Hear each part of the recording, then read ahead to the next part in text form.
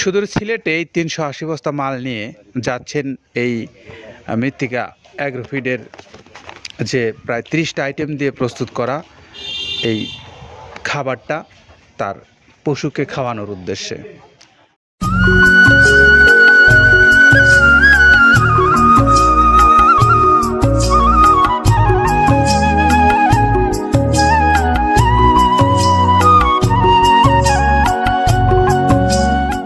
আসসালামু আলাইকুম রহমতুল্লাহ।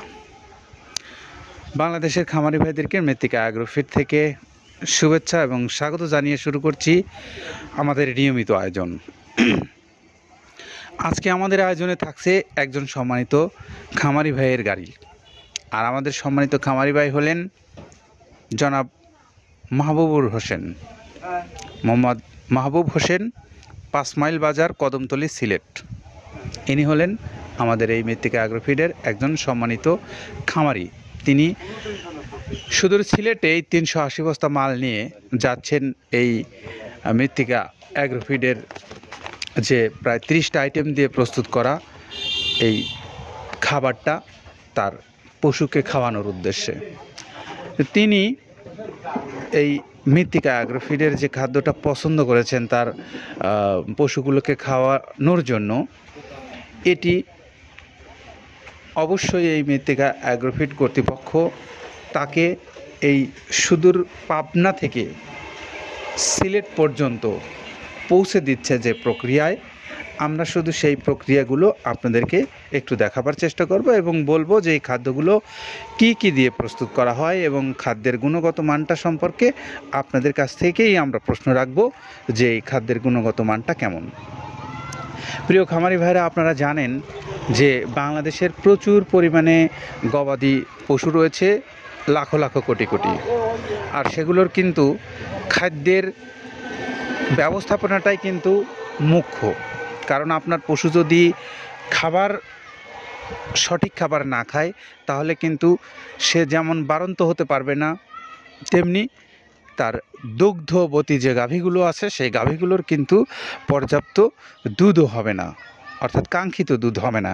তো তাহলে আপনার জন্য অবশ্যই এই খাদ্যটা কতটা গুরুত্বপূর্ণ বিষয় সেটি কিন্তু আপনাকে মূল্যায়ন করতে হবে। কারণ এই মূল্যায়ন যারা করেছেন তারা কিন্তু ইতিমধ্যেই একজন সফল খামারি হিসেবে বাংলাদেশে প্রতিষ্ঠিত হয়েছেন। আর যারা এই খাদ্যর ব্যবস্থাপনা সম্পর্কে যারা এই মূল্যায়ন করেননি তারা কিন্তু সফল হতে পারেননি। তো আমরা বলবো যে মৃত্তিকা অ্যাগ্রোফিডের যে প্রায় 30টা আইটেম দিয়ে কাদের ভাই খাদ্যটা প্রস্তুত করেছেন, কোন কোন উপাদান দিয়ে, আমরা একটু সেই কথাগুলো আগে তার কাছ থেকে শুনবো।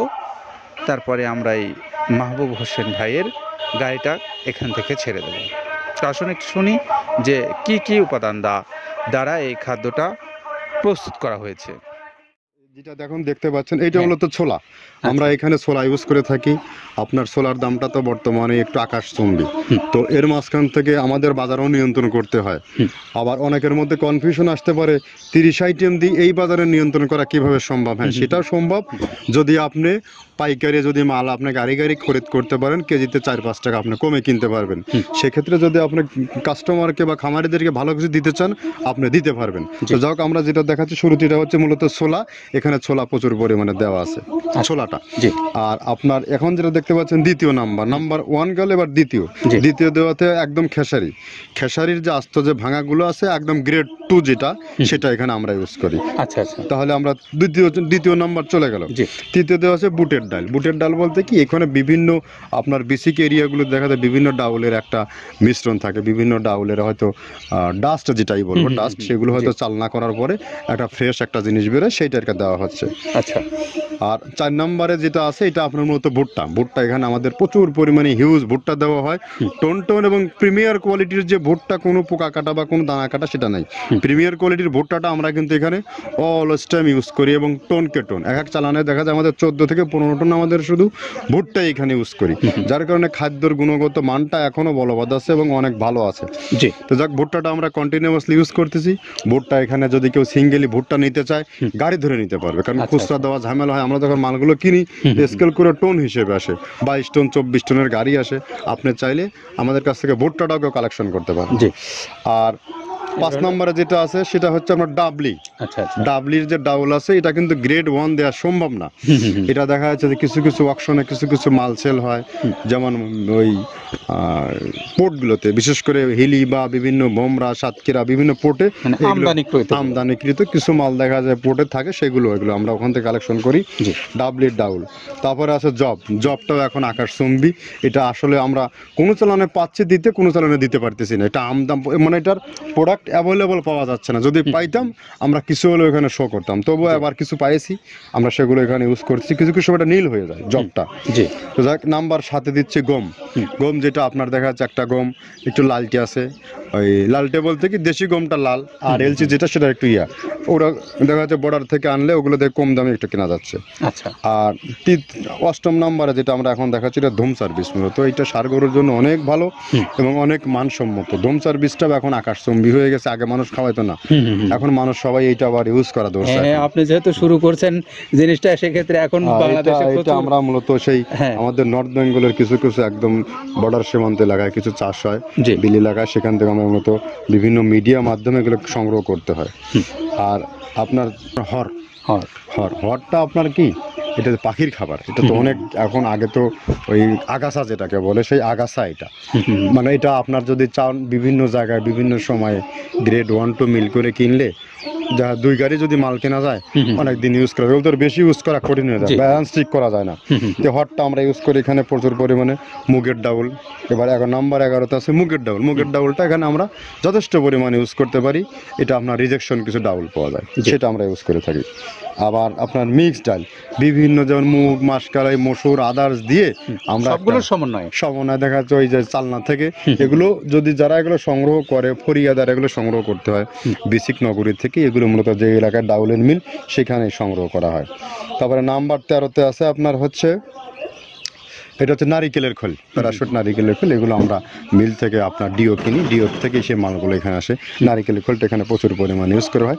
এটা দুধের গরুর জন্য অনেক পুষ্টিগত গুণসম্মত এবং ফ্যাটানিংয়ের জন্য ভালো, বকনা গরুর জন্য ভালো এগুলো।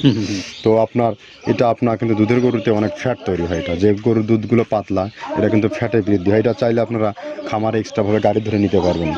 খুচরা তো ওগুলো সমস্যা না, খুচরা কুরিয়ারে যাওয়া ঝামেলা হয়, গাড়ি ধরে আপনি নিতে পারবেন। তো ধর এভাবে নারিকেলের খোল দেওয়া আছে। নেক্সটে দিচ্ছি বাদামের খোলটা। বাদামের খোলটা অনেক গুণগত মান, অনেক পুষ্টিসম্মত। বাদামের খোলটা দেওয়া হচ্ছে। মটরের ভুসিটা এলসি, এটাও আমরা এখান থেকে আমদানি করছি।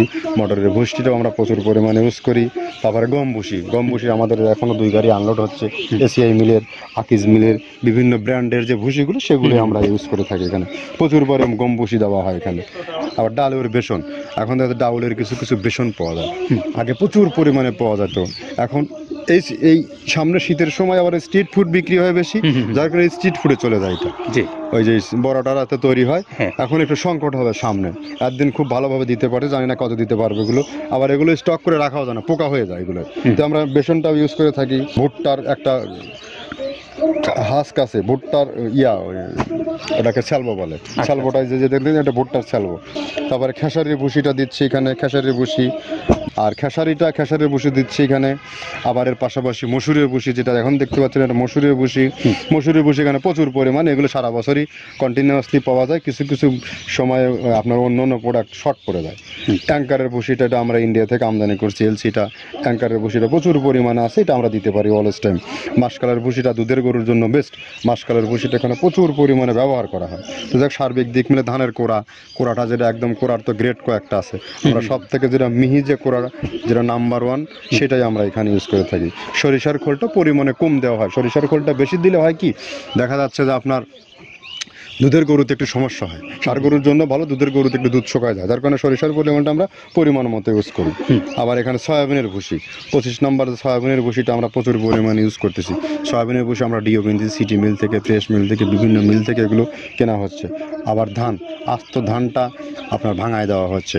এভাবে একের পর এক আরও 4-5টা মাল দেখছি এখানে আমদানি করা নেই। মোটামুটি এভাবে গমে ভুসি, মসুরের ভুসিরই গ্রেড 2টা হয়। এখন আমাদের তো সমন্বয় করতে হয়, মাসকালেরও গ্রেড 2টা হয়। এভাবে দিয়ে 30টা আইটেম সমন্বয় করে একটা মিশ্রণ তৈরি করা হয়। প্রিয় খামারি ভাইরা, আমরা এত সময় শুনলাম কাদের ভাইয়ের মুখ থেকে যে তিনি কি কি দিয়ে এই খাদ্যটা উৎপাদন করেছেন।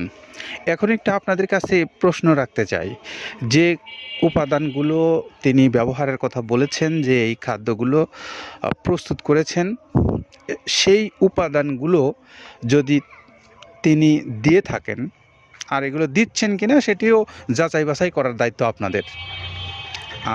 আমরা আপনাদেরকে এই খাবারগুলো যখন পাঠাই তখন আপনারা একটু যাচাই বাছাই করে নেবেন যে এই খাদ্যের উপাদানগুলো সঠিক আছে কিনা, বা আপনার পশুটা এই খাবারটা খেয়ে সঠিক মোটা তাজা হচ্ছে কিনা, অথবা দুগ্ধ উৎপাদনে সে ভূমিকা রাখছে কিনা, এটি দেখার দায়িত্ব আপনার। তো এইগুলো যদি সঠিক হয় তাহলে আপনি অবশ্যই আমাদের কাছ থেকে, এই মৃত্তিকা অ্যাগ্রোফিট থেকে খাদ্য নেবেন। আর যদি মনে করেন যে না, সঠিক হয়নি, তাহলে তো আপনি অবশ্যই আসবেন না। তো এই কথাগুলো বলে আমরা আজকের মতো এই মাহবুব হোসেন ভাইয়ের গাড়িটা ছেড়ে দেব। আর তার ঠিকানাটা আমরা আবার একটু বলে দিই, 5 মাইল বাজার, কদমতলী, সিলেট। তিনি এই সিলেট থেকে এই গাড়িটা নিচ্ছেন, খাদ্যের গাড়ি, যেটি পাবনা থেকে ছেড়ে যাচ্ছে। ভালো থাকবেন সবাই, নিরাপদে থাকবেন। আল্লাহ হাফেজ।